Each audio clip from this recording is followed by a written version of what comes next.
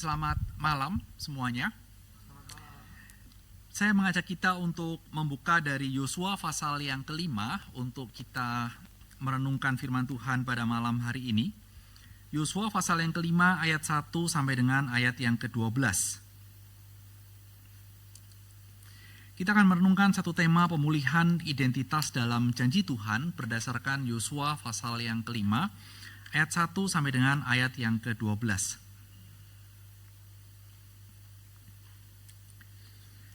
Apabila kita sudah mendapatkan, mari Bapak Ibu kita baca dan setelah itu kita akan masuk dalam perenungan kita. Saya akan bacakan untuk kita sunat dan Paskah di Gilgal. Ketika semua raja orang Amori di sebelah barat sungai Yordan dan semua raja orang Kanaan di tepi laut mendengar bahwa Tuhan telah mengeringkan sungai Yordan di depan orang Israel sehingga mereka dapat menyeberang, ciutlah hati mereka dan hilanglah semangat mereka menghadapi orang Israel. Pada waktu itu Tuhan berfirman kepada Yosua, buatlah pisau-pisau dari batu dan adakan sunatan lagi bagi orang Israel. Lalu Yosua membuat pisau-pisau dari batu dan menyunat orang Israel di bukit Aralot. Inilah alasannya mengapa Yosua menyunat mereka. Semua orang yang keluar dari Mesir, yakni semua laki-laki yang menjadi prajurit, telah mati dalam perjalanan di padang gurun setelah mereka keluar dari Mesir. Sebab semua orang yang keluar dari sana telah disunat, tetapi semua orang yang lahir dalam perjalanan di padang gurun sejak keluar dari Mesir belum disunat. Selama 40 tahun orang Israel berjalan di padang gurun sampai binasa seluruh prajurit di antara bangsa itu yang keluar dari Mesir, karena mereka tidak mau mendengarkan firman Tuhan. Mengenai mereka Tuhan telah bersumpah bahwa mereka tidak akan melihat negeri yang dijanjikan Tuhan dengan bersumpah kepada nenek moyang mereka untuk diberikan kepada kita, suatu negeri yang berlimpah-limpah susu dan madunya. Yosua menyunat anak-anak mereka yang telah diberikan Tuhan sebagai pengganti mereka. Mereka masih berkulup karena mereka belum disunat dalam perjalanan. Setelah seluruh bangsa itu selesai disunat, mereka tinggal di tempat masing-masing di perkemahan itu sampai mereka sembuh. Tuhan berfirman kepada Yosua, hari ini aku telah menyingkirkan darimu celah dari Mesir. Itulah sebab nama tempat itu disebut Gilgal sampai hari ini. Ketika berkemah di Gilgal, orang Israel merayakan Paskah pada tanggal 14 bulan itu. Pada waktu petang di dataran Yeriko. Sehari sesudah Paskah tepat pada hari itu, mereka makan roti tidak beragi dan gandum panggang, hasil bumi dari negeri itu. Lalu mana berhenti turun pada hari itu ketika mereka makan hasil bumi dari negeri itu. Tidak ada lagi mana bagi orang Israel. Pada tahun itu mereka makan hasil bumi Kanaan. Mari kita sekali lagi tunduk kepala, kita mohon pimpinan Tuhan dalam perenungan kita. Sekali lagi kami bersyukur dalam hidup kami boleh berinteraksi dengan firman Tuhan yang benar. Firman yang hidup yang sekali lagi pada malam hari ini akan kami renungkan. Kiranya Tuhan boleh menolong sehingga kami semua boleh mendapatkan kebenaran. Dan apa yang telah sekali lagi dipersiapkan oleh hamba-Mu dalam segala keterbatasan, Tuhan pakai untuk meneguhkan, menguatkan, menyegarkan iman kami berjalan sebagai anak-anak Tuhan di tengah-tengah dunia ini. Tuhan, kami menyerahkan untuk pemberitaan firman Tuhan dalam tangan-Mu. Dalam nama Tuhan Yesus kami alaskan doa kami.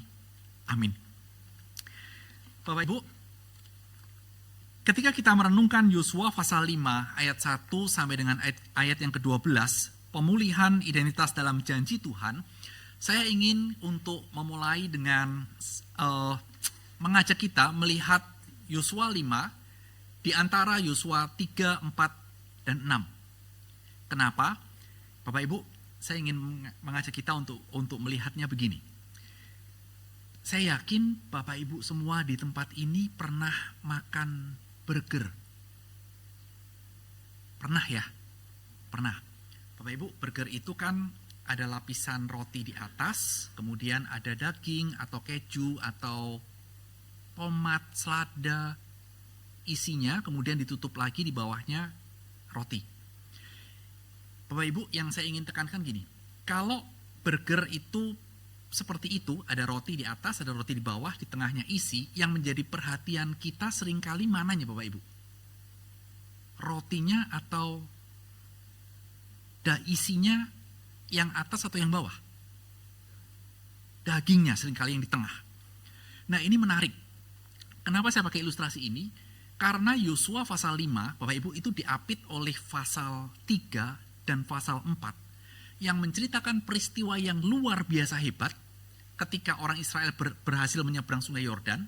Dan pasal 6 itu ada cerita yang tidak kalah hebat di mana orang Israel bersama dengan Yosua meruntuhkan, menaklukkan Yeriko dengan berkeliling.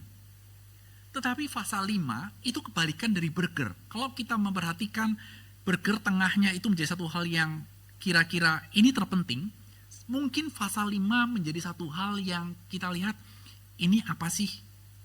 Diapit oleh dua cerita besar yang membuat pasal 5 seakan-akan, aduh ini cerita apa sih? Tapi Bapak Ibu, pasal 5 ada hal yang penting yang perlu untuk kita perhatikan setelah peristiwa menyeberangi sungai Yordan, kemudian sebelum mereka menaklukkan Kanaan dan cerita-cerita selanjutnya. Karena apa? Karena kita melihat bahwa di ayat yang pertama, peristiwa sungai Yordan itu adalah karena Tuhan yang mengeringkan, Bapak Ibu. Sehingga peristiwa sungai Yordan itu Tuhan yang mengeringkan, sehingga di pasal 5, di situ menjadi satu introduksi. Ayat 1 menjadi sebuah introduksi ketika semua raja orang Amori di sebelah barat sungai Yordan dan semua raja orang Kanaan di tepi laut mendengar. Jadi ada introduksi, raja-raja itu mendengar bahwa Tuhan telah mengeringkan sungai Yordan di depan orang Israel. Jadi itu menjadi satu hal yang dibuka di pasal 5, kondisi di mana raja-raja mendengar peristiwa yang luar biasa dan mengakibatkan ciutlah hati mereka. Raja-raja itu ciut, tawar hati, semangat mereka hilang menghadapi Israel. Artinya dari ayat 1 kita tahu seharusnya Israel akan menghadapi raja-raja Amori, raja-raja yang semua disebut di orang Kanaan di tepi laut itu akan menjadi sebuah peperangan.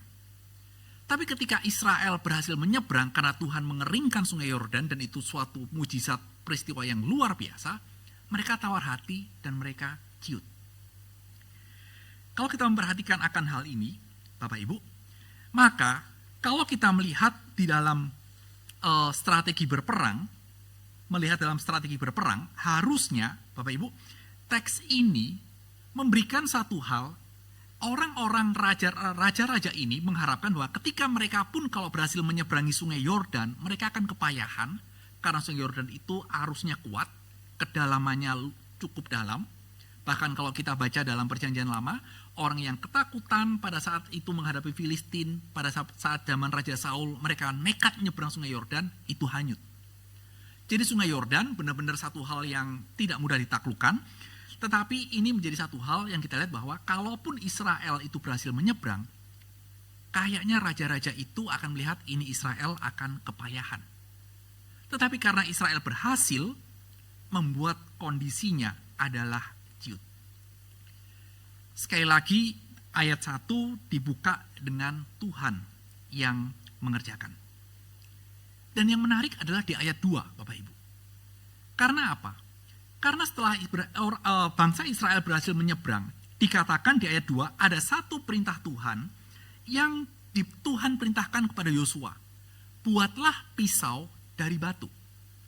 Bapak Ibu, mungkin saya mengajak kita untuk tidak memfokuskan bagaimana cara membuat pisau dari batunya, tetapi adalah ketika Tuhan memerintahkan membuat pisau dari batu dan untuk menyunat bangsa Israel. Bapak Ibu, ini mungkin kalau kita melihat akan perintah ini, mungkin kita akan tanya begini, Tuhan perintahnya nggak salah ya? Ini benar perintahnya buat pisau kemudian untuk menyunat. Kenapa? Bapak Ibu, ini konteksnya perang. Dan kalau ini konteksnya dalam sebuah konteks strategi perang, penyunatan itu memerlukan waktu untuk pemulihan. Kalau orang-orang Israel, laki-lakinya disunat, Bapak Ibu, itu perlu waktu pemulihan.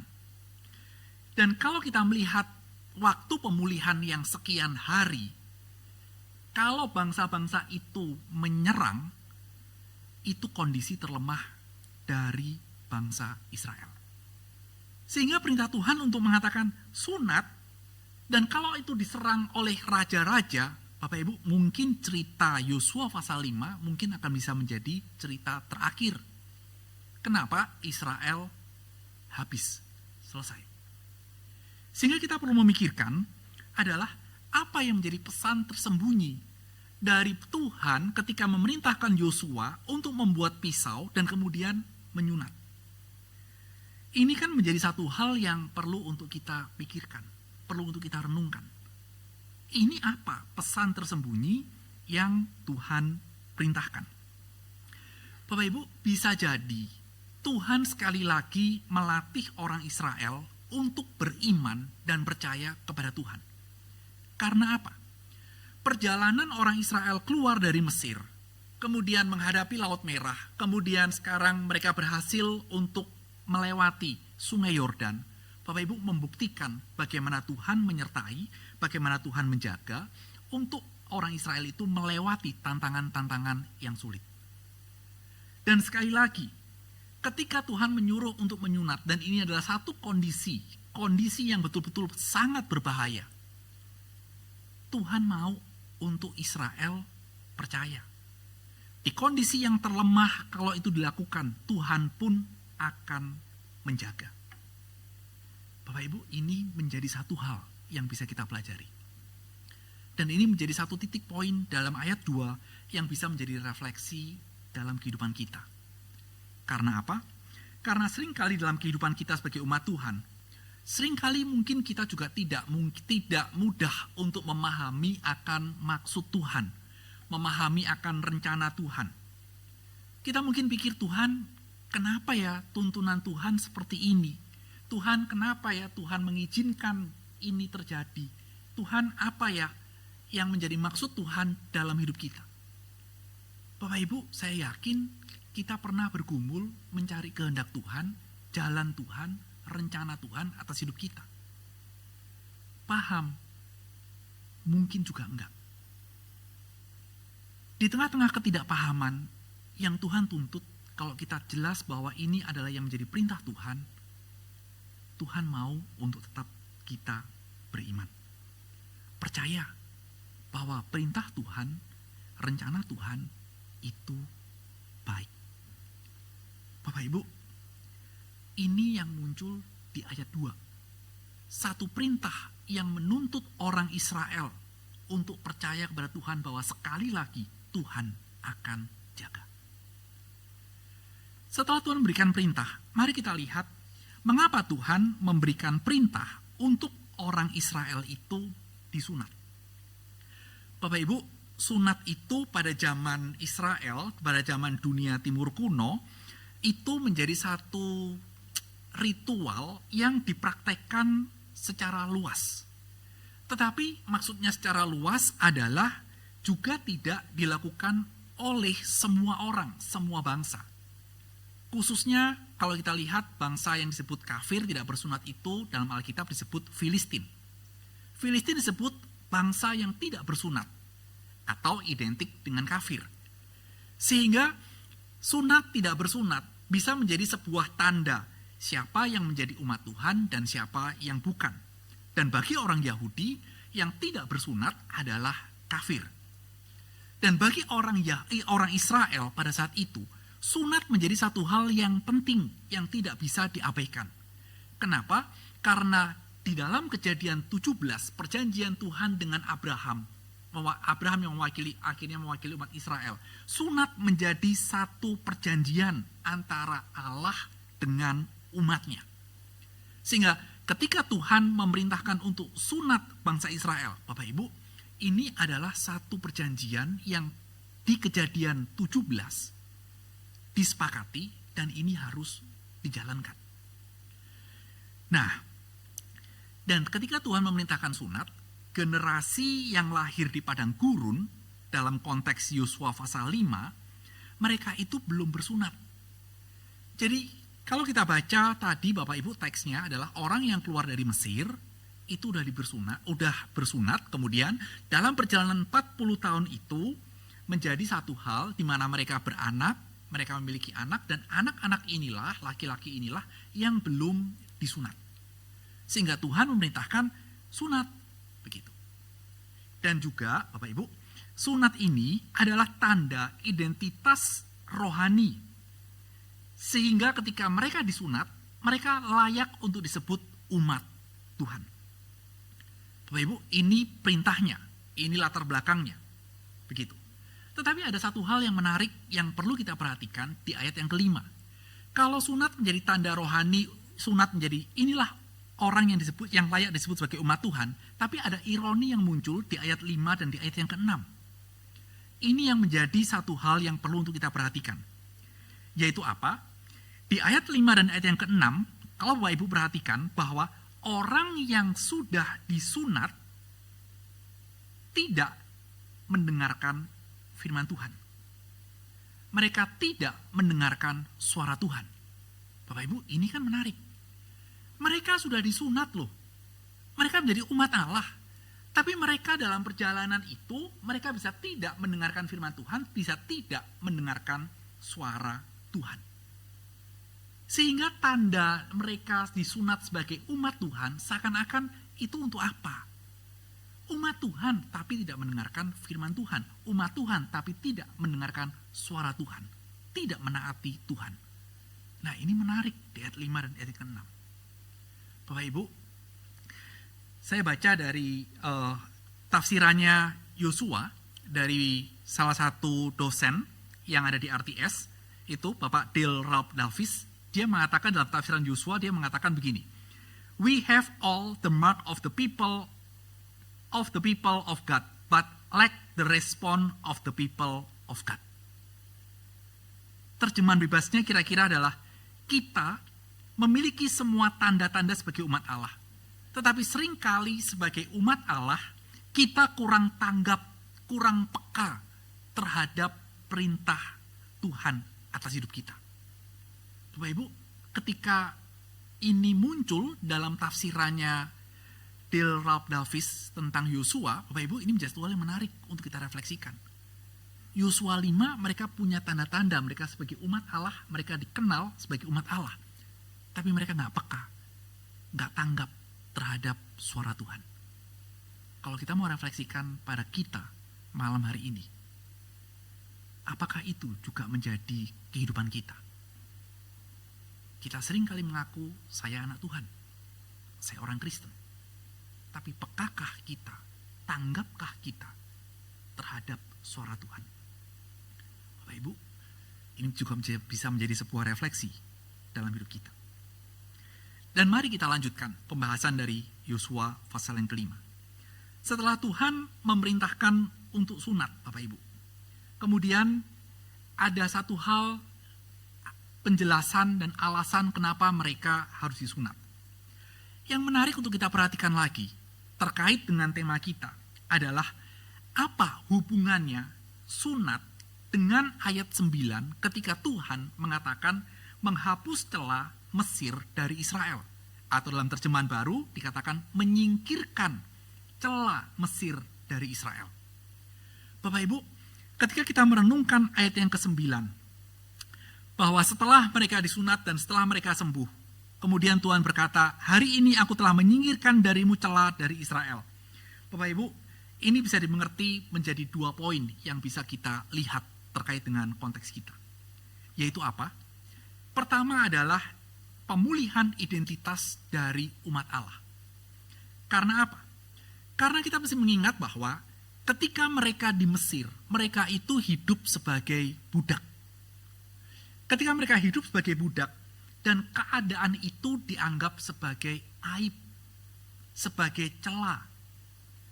Dengan disunatnya generasi baru di Gilgal, Tuhan menyatakan bahwa identitas mereka sebagai umat perjanjian, sebagai umat Allah itu dipulihkan. Mereka tidak lagi hidup dengan identitas yang lama sebagai budak, tetapi sekarang sebagai orang merdeka.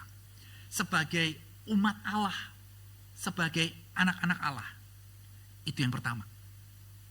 Jadi, Itulah sebuah pemulihan identitas. Yang kedua adalah di ayat 9 ketika dikatakan cela, Bapak Ibu, menghapuskan cela atau menyingkirkan cela Mesir dari Israel adalah akhir dari ketidaktaatan generasi sebelumnya.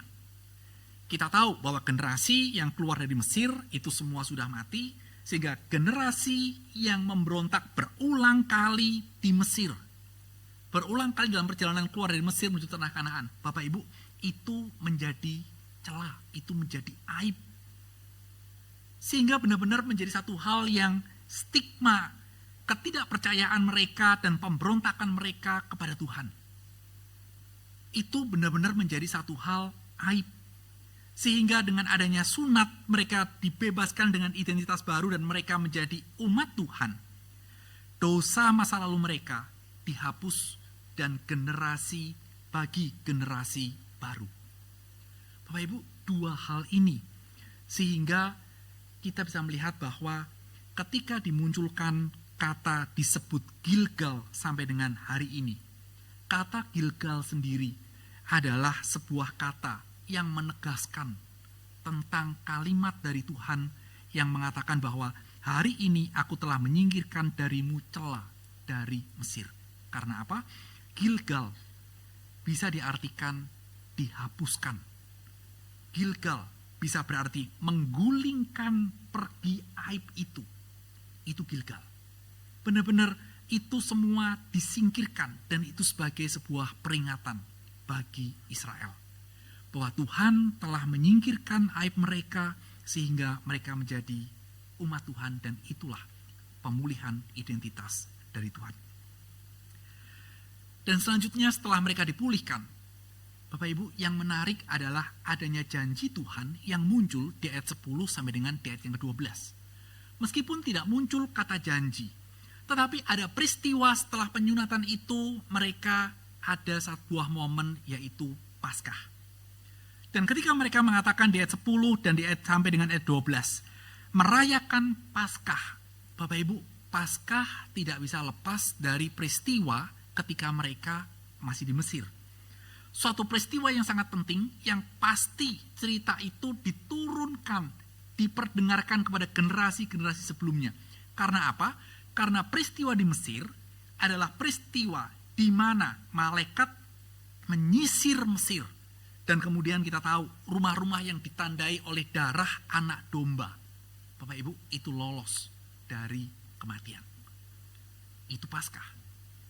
Sehingga ketika kita melihat akan hal ini, ketika mereka mengatakan bahwa ini Paskah, mereka mengingat bahwa inilah penebusan, pembebasan mereka setelah peristiwa dari Mesir menuju Kanaan. Dan bagi Israel saat itu, ini adalah era baru. Ada satu era baru di mana mereka akan jalankan. Dan eranya itu apa? Yang menarik eranya Bapak Ibu adalah di dalam bagian ini dikatakan ada 3 kali muncul kata makan hasil negeri itu. Satu era yang seakan-akan masa eranya terkait dengan makanan, Bapak Ibu, dalam perjalanan itu Tuhan menyediakan mana. Turun dari langit Tuhan kasih kepada Israel dalam perjalanan itu sampai di tanah Kanaan dan kemudian di ayat 10 sampai dengan ayat 12 Bapak Ibu muncul 3 kali. Di ayat yang ke-11 dalam terjemahan baru, makan roti tidak beragi dan gandum panggang hasil bumi dari negeri ini. Di ayat yang ke-12, Bapak Ibu, itu muncul lagi. Ketika mereka makan hasil bumi dari negeri itu. Dan di kalimat terakhir ayat 12, makan hasil bumi Kanaan. Satu era yang baru. Mereka tidak lagi makan mana yang turun dari langit, tetapi sekarang mereka memasuki masa baru di mana Tuhan berjanji kepada Israel bahwa ketika Tuhan memimpin membebaskan mereka dari Mesir menuju tanah perjanjian, Bapak Ibu, Tuhan menjanjikan engkau akan tinggal di negeri yang berlimpah susu dan madunya. Dan engkau akan makan, engkau akan menikmati itu di negeri yang Tuhan janjikan. Bapak Ibu, inilah satu peristiwa. Munculnya era baru di mana kita bisa melihat bahwa janji Tuhan itu tetap terpelihara. Janji Tuhan sekian waktu yang lalu Tuhan genapi. Sehingga kita bisa melihat, kalau kita belajar dari Yosua pasal yang kelima, Bapak Ibu, apa yang menjadi satu perenungan aplikasi bagi hidup kita? Kalau kita mempertanyakan apa perenungannya, aplikasinya bagi hidup kita, pemulihan identitas kita, Bapak Ibu, bukan dengan sunat. Pemulihan identitas kita adalah ada di dalam Kristus. Kapan? Roma mencatat bahwa Kristus itu mendamaikan kita dengan Allah ketika kita masih berdosa. Sehingga kita disebut umat Allah. Inilah satu hal yang kita lihat bahwa pemulihan identitas bagi kita berdasarkan refleksi dari Yosua pasal yang kelima, di mana Tuhan memulihkan dengan cara sunat. Dalam perjanjian baru, semua dilakukan di dalam Kristus. Dan yang perlu kita sadari Bapak Ibu adalah pemulihan dan kelimpahan yang sempurna itu nanti akan terjadi ketika Kristus datang kedua kalinya. Ketika saat ini kita menjalani dalam kehidupan kita, Bapak Ibu, yakinlah. Kalau kita melanjutkan Yosua pasal yang kelima sampai dengan Yosua pasal yang keenam, tetap akan ada penyertaan Tuhan. Ada janji Tuhan yang Tuhan genapi. Dan saya yakin bahwa sebagai umat Tuhan, saat ini pun yakinlah akan janji Tuhan bagi kita. Bahwa Tuhan memelihara dan menyertai kita. Melewati berbagai macam kesulitan. Melewati perjalanan dinamika hidup yang mungkin kita tidak prediksi. Yakinlah. Dalam Yosua 5, Tuhan berjanji menggenapi. Dan Tuhan berjanji bahwa Tuhan memelihara dan menyertai kita sampai kesudahannya nanti. Mari kita berdoa.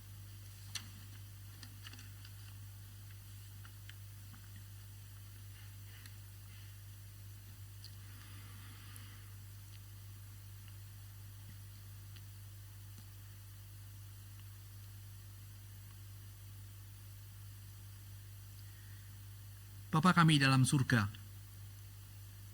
kami berterima kasih dan kami bersyukur untuk firman Tuhan yang sekali lagi boleh kami gali dan kami renungkan.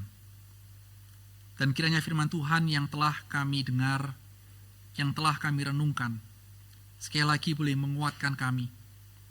Di tengah-tengah perjalanan hidup kami sebagai umat Tuhan, biarlah kami tetap boleh berpegang dan percaya teguh kepada janji Tuhan. Penyertaan Tuhan, pemeliharaan Tuhan. Dalam segala apapun yang kami hadapi, biarlah kami tidak berpaling, melihat akan penyertaan Tuhan, kuasa Tuhan, tapi biarlah kami tetap benar-benar melihat dan merasakan Tuhan ada bersama dengan kami. Kami bersyukur pada malam hari ini kami sekali lagi boleh merenungkan akan firman-Mu. Biarlah kebenaran akan firman Tuhan, Tuhan tanamkan dalam hidup kami. Terima kasih Tuhan, terima kasih. Kami berdoa dalam nama Tuhan Yesus. Amin.